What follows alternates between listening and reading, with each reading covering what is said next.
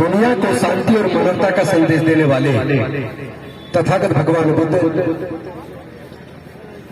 सम्राट महान अशोक,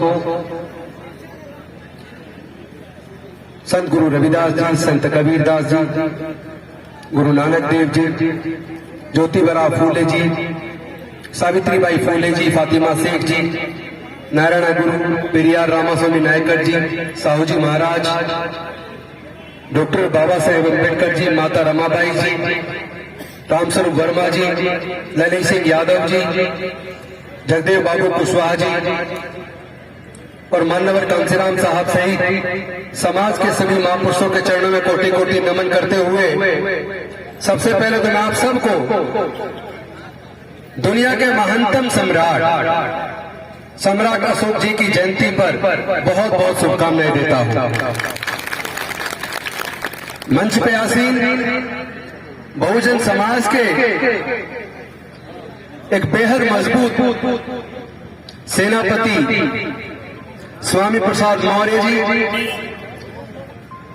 कुशवाहा साहब के मौर्य सैनी, महासभा के सभी पदाधिकारीगण, मिशन जय भीम के सभी पदाधिकारीगण और अलग अलग गांव से दूर दराज से आए हुए सभी को क्रांतिकारी जय भीम करता हूं, विनम्र नमो बुधाय करता हूं।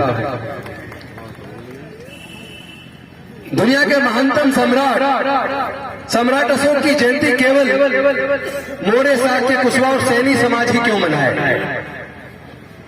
अरे जी, सम्राट ने भारत का नाम पूरे दुनिया के कोने कोने तक पहुंचाया, पूरे दुनिया में भारत को गौरवान्वित किया। जिन्होंने भारत से बुद्ध के धर्म के माध्यम से पूरे दुनिया को शांति और मानवता का संदेश देते हुए समता, मैत्री, भाईचारा, करुणा, मैत्रीशील प्रज्ञा यानी विकास के रास्ते को प्रशस्त किया, उन सम्राट महान अशोक की जयंती पर मैं आप सबको शुभकामनाएं देता हूं। लेकिन आज हमें और आगे बढ़ के सोचना होगा। आप लोगों ने हमारे नाम के नारे लगाए, बड़ी बड़ी मालाएं पहनाई। मैं आपसे निवेदन करना चाहता हूं, आप हमारे व्यक्तियों के नारे लगाना बंद करो। सम्राट अशोक के नाम का नारा लगाओ, तथागत बुद्ध के नाम का नारा लगाओ, डॉक्टर बाबा साहेब अम्बेडकर के नाम का नारा लगाओ। क्योंकि आज हम जो भी कुछ हैं, चाहे स्वामी प्रसाद मौर्य जी उत्तर प्रदेश के सबसे सशक्त मंत्री रहे हो या लीडर ऑफ अपोजिशन रहे हो, चाहे मैं दिल्ली में केंद्रीय मंत्री रहा हूं या आज विधायक हूं, केवल और केवल डॉक्टर बाबा साहेब अम्बेडकर की त्याग, तपस्या और बलिदान की वजह से संभव हुआ। आज चिंता इस बात की सता रही है कि देश में बहुजनों को उनका हक अधिकार मिलेगा कि नहीं मिलेगा। मानवर कांसीराम साहब कहते थे, जिसकी जितनी संख्या भारी उसकी उतनी हिस्सेदारी। मैं आप सबसे पूछना चाहता हूं, क्या इस बहुजन समाज को उसकी हिस्सेदारी मिली? क्या हम आजीवन केवल वोट बैंक बने रहेंगे? देश के दलित, आदिवासी, पिछड़े, अल्पसंख्यक क्या केवल वोट बैंक बनने के लिए पैदा हुए? अब केवल नाम के नारे लगाने से कुछ नहीं होगा। आप हमें माला पहनाना बंद करो। जितना पैसा मालाओं में और ये जो चादर पहना रहे हो इसके ऊपर खर्च कर रहे हो, एक एक पैसा जोड़ो, इस समाज के हक अधिकार की लड़ाई को लड़ने में काम आएगा।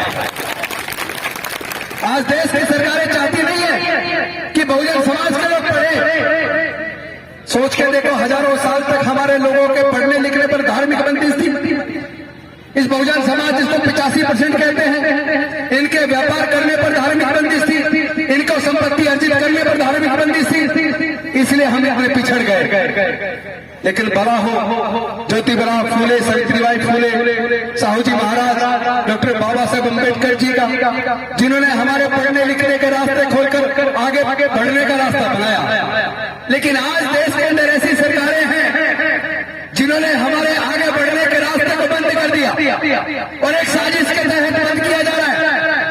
कोई मजबूरी नहीं है। आप सबसे पूछना चाहता हूं, जब तक हमारे पढ़ने लिखने के रास्ते नहीं खुले थे, तब तक हम क्या देश के संसाधनों में हिस्सेदार बन पाए? उससे पहले तो हमारे समाज के लोग अफसर नहीं बन पाए। जैसे हमारा पढ़ाई का रास्ता खुला, हम लोग पढ़ने लिखने लगे। जो लोग पढ़ते हैं, जिनके दिमाग के ताले खुल जाते हैं, जिनको ज्ञान मिल जाता है, जो पढ़ेगा वो सवाल करेगा, जो पढ़ेगा वो अच्छाई बुराई में अंतर करना सीख जाएगा, जो पढ़ेगा उसको ज्ञान मिल जाएगा, जिसको ज्ञान मिल जाएगा वो सवाल करेगा, वो बुराई के रास्ते को छोड़कर अच्छाई के रास्ते को अपनाएगा, वो अंधविश्वास पाखंडवाद को त्याग देगा। कौन लोग हैं वो जो नहीं चाहते कि हमारे बहुजन समाज के लोग पढ़े? ऐसा कौन सा कारण है कि हमने सर्वे करवाया कि देश के लोग जो सुप्रीम कोर्ट, हाई कोर्ट के जज बने, जो बड़े बड़े ब्यूरोक्रेट बने, डॉक्टर, इंजीनियर, जज, कलेक्टर, साइंटिस्ट, प्रोफेसर बने, वो कौन से स्कूल से पढ़ के आए थे? हमारे सर्वे में निकल कर आया 98% लोग, चाहे वो सुप्रीम कोर्ट, हाई कोर्ट के जज बने हो, चाहे वो डॉक्टर, इंजीनियर, साइंटिस्ट, प्रोफेसर बने हो, 98% लोग सरकारी स्कूलों से पढ़ के आए। तो फिर ऐसा क्या हो गया? 40 साल पहले एक एक करके सरकारी स्कूलों को बंद करना शुरू किया और प्राइवेट स्कूल खुलने शुरू हो गए, और उसके बाद नो डिटेंशन पॉलिसी ले आए। किसी को भी पहली से 8वीं तक फेल ही मत करो, बिना पढ़ाए ऐसे ही पास कर दो। चाहे वो हिंदी की एप्लीकेशन लिखना भी नहीं सीखा बच्चा, उसको भी ऐसे ही पास कर दो। बच्चा पहली से 8वीं तक पास होता चला गया, सीखा कुछ नहीं, ना कुछ सिखाया। 9वीं में कानून बना दिया, जो बच्चा एग्जाम देकर पास नहीं होगा वो स्कूल से निकाल दो। जब आपने उसे कुछ सिखाया ही नहीं, पहली से 8वीं तक नो डिटेंशन पॉलिसी के तहत ऐसे ही पास कर दिया, तो क्या वो बच्चा 9वीं में एग्जाम देकर पास हो पाएगा? क्या नहीं हो पाएगा ना? तो ये साजिश किसने रची? कौन है वो जिसने सरकारी स्कूलों को के स्तर को गिराया और धीरे धीरे प्राइवेट स्कूल खोलने शुरू कर दिए, प्राइवेट कॉलेज खोलने शुरू कर दिए। अगर एक साल के प्राइवेट स्कूल के बच्चे की फीस का खर्चा, किताबों का खर्चा, ट्यूशन का खर्चा, ट्रांसपोर्ट का खर्चा, ये सारे खर्चे जोड़ लें, तो प्राइवेट स्कूलों में पढ़ाने के लिए एक बच्चे को पढ़ाने के लिए एक माँ बाप को कम से कम 1.5 लाख रुपया एक साल में चाहिए। और अगर वो कॉलेज में चला जाए, अगर वो इंजीनियरिंग में जाना चाहता है, मेडिकल में जाना चाहता है, लॉ में जाना चाहता है, उसे एंट्रेंस एग्जाम देना होगा, और एंट्रेंस एग्जाम के लिए पहले कोचिंग लेनी होगी। कोचिंग में पहले लाखों रुपए खर्च करे बच्चा। अब आपके पास पैसा नहीं है, कोचिंग कहां से कराओगे? फिर भी आपने अपनी जमीन गिरवी रख के, मकान गिरवी रख के, थोड़ा कर्ज लेकर उसको मान लो कोचिंग करा भी दी, और कोचिंग में उसने एंट्रेंस एग्जाम पास कर लिया, उसका लॉ में एडमिशन ऑफर हो गया, उसका इंजीनियरिंग में एडमिशन ऑफर हो गया, उसका मेडिकल में ऑफर हो गया, तो उसको आपको जान के ताजुब होगा, उसकी कॉलेज की 1 साल की फीस, उसका हॉस्टल का खर्चा, उसका खाने का खर्चा, ये सारे खर्चे जोड़ ले तो एक बच्चे को 1 साल का, 4 साल का कोर्स है इंजीनियरिंग का, मेडिकल का भी लगभग 4.5 से 5 साल का कोर्स है, 12वीं के बाद BA LLB 5 साल का कोर्स है। एक कोर्स को करने के लिए अगर आपको अपने बच्चे को इंजीनियर बनाना है, डॉक्टर बनाना है, एडवोकेट बनाना है, तो एक बच्चे की 5 साल की डिग्री का कोर्स कराने के लिए आपको कम से कम 15 लाख रुपया चाहिए। और अगर आपको IIM कराना है, 2 साल का कोर्स है, 2 साल का कोर्स कराने के लिए कम से कम 45 लाख रुपया चाहिए।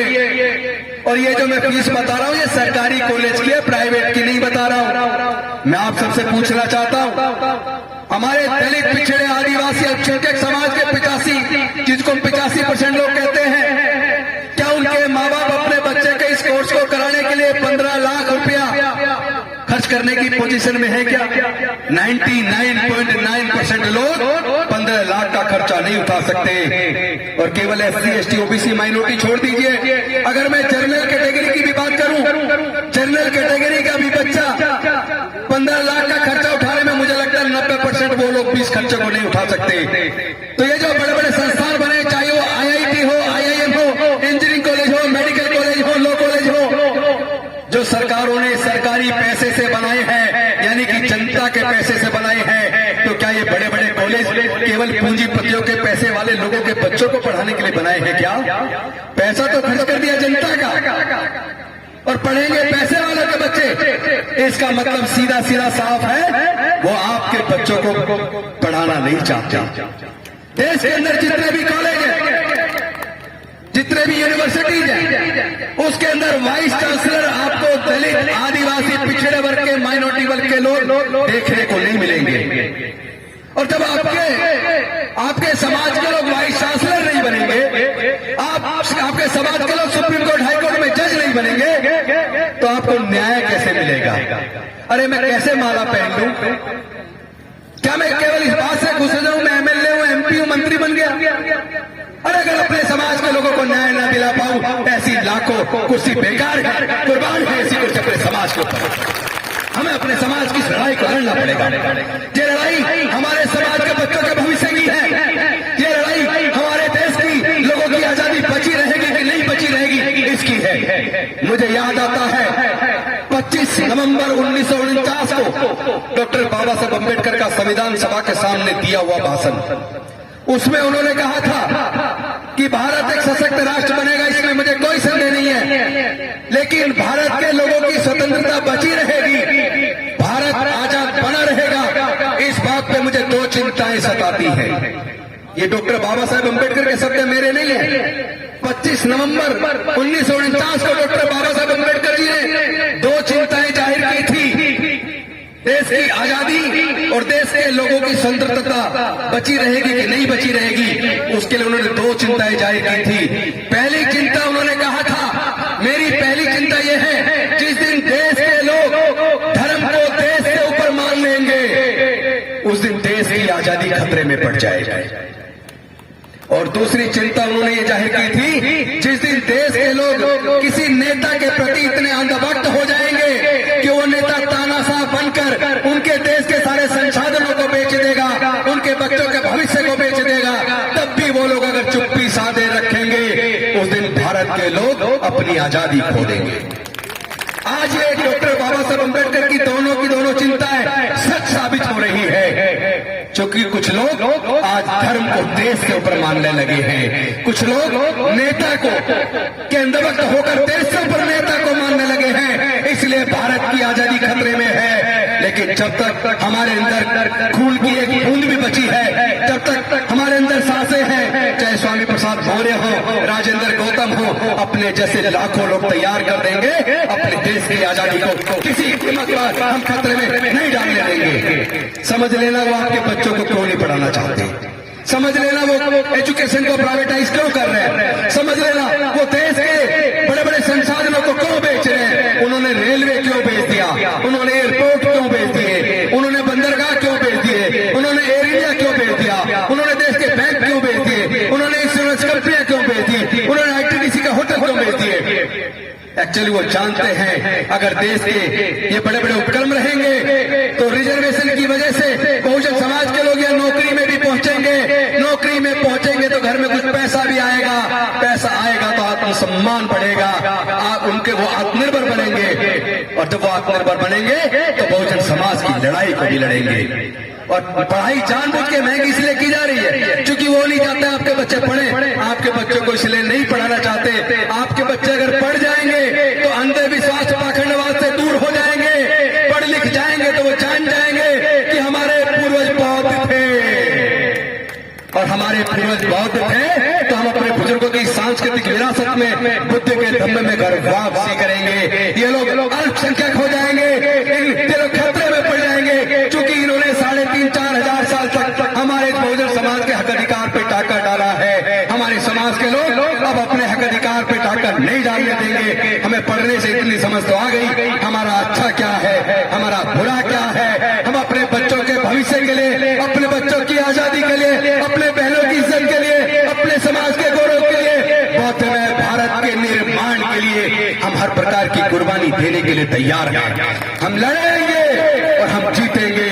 जिस तरह प्राइवेटाइजेशन चल रहा है, शिक्षा को छीना जा रहा है, ये ज्यादा लंबे समय की बात नहीं है, लेकिन ध्यान रखना अगर आप लोग केवल अपने जातियों के संगठन बनाते रहे, अगर आप इसी तरह बटे रहे, तो याद रखना आप अपने बच्चों की आजादी खो दोगे। हमारे बच्चे हमें माफ नहीं करेंगे, हम अपने बच्चों की आंख में आंख मिला के बात नहीं कर पाएंगे। बच्चे कल को हमसे पूछेंगे, बड़ी मुश्किल से भारत के स्वतंत्रता सेनानियों ने, संविधान निर्माताओं ने हमारी आजादी सुनिश्चित की थी, हमारे अधिकार सुनिश्चित किए थे, आपके रहते हुए हमारी आजादी छीनी क्यों? आपके रहते हुए शिक्षा का प्राइवेटाइजेशन क्यों हुआ? ये सवाल आने वाले समय में हमारे आपके बच्चे पूछेंगे। मैं आप सबसे पूछना चाहता हूं, क्या इस बहुजन समाज के लोगों के अधिकार सुनिश्चित होने चाहिए कि नहीं होने चाहिए? हमारे समाज की इज्जत बरकरार रहनी चाहिए कि नहीं रहनी चाहिए? हमारी बहन बेटियों की इज्जत पे कोई हाथ डालेगा तो क्या हमें चुप रहना चाहिए? हमारी आजादी को कोई छीनेगा तो क्या हमें चुप रहना चाहिए? हमारे लोगों से शिक्षा को कोई छीनेगा तो क्या हमें चुप रहना चाहिए? देश के संसाधनों को अगर कोई बेच लेगा तो क्या हमें चुप रहना चाहिए? ये जो जल जंगल जमीन है, प्राकृतिक संसाधन है, क्या कोई अपनी माँ के पेट से लेकर पैदा हुआ है? अपनी माँ के पेट से लेके तो पैदा नहीं हुआ ना, फिर कुछ ही लोग उसके मालिक क्यों हैं? उसमें हमारा और आपका हिस्सा कहाँ है? हम अपने इस हिस्से को लेकर रहेंगे। इन्हीं शब्दों के साथ, इस उम्मीद के साथ, इस आशा के साथ आप सब लोग मिलकर 85% समाज का निर्माण करेंगे और अपने आने वाले बच्चों के भविष्य के लिए इस न्याय की लड़ाई को हम लड़ेंगे, हम जीतेंगे। हम जातियों को छोड़ेंगे, जातियों को तोड़ेंगे और बहुजन समाज का निर्माण करेंगे, बौद्ध में भारत का निर्माण करेंगे। इन्हीं शब्दों के साथ आप सबको पुनः सम्राट अशोक की जयंती की बहुत बहुत शुभकामनाएं। बहुत बहुत धन्यवाद। जय हिंद, जय भीम, जय भारत।